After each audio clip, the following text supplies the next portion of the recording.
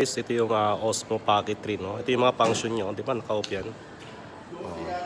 Off natin, ha? So, yan. Ito lang. On. Portrait. Yan. May zoom. Zoom out. Zoom lang taas. Zoom out. And then pag inikot mo yung press mo lang na tatlo. 1, 2, 3. Tatapat na sa'yo.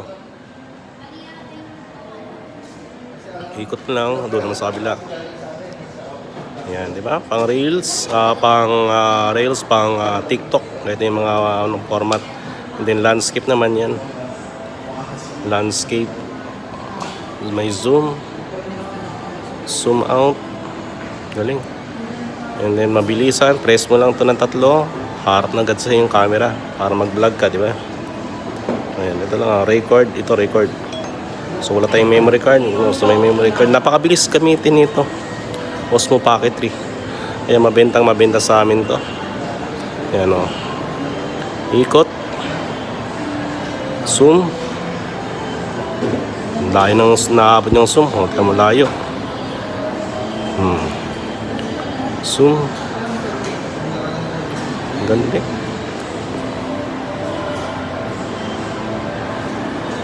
Masaya doon, ano siya, touchscreen.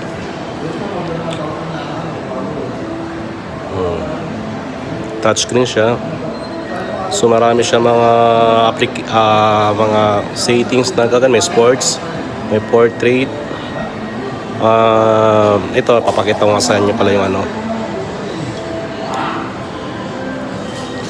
Yung susunod-sunod siya. Di ba, naka-face tracking tayo.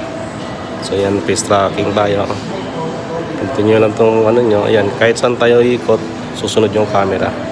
Sinusundan tayo ng camera. So yun. May mga external ano pa siya, no? External mic kung gusto nyo ng ano. Ayan. Mga battery. Ano to, creator combo.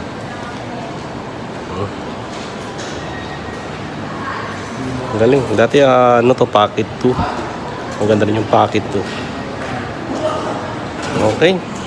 So landscape and then portrait. Thank you guys. And nice.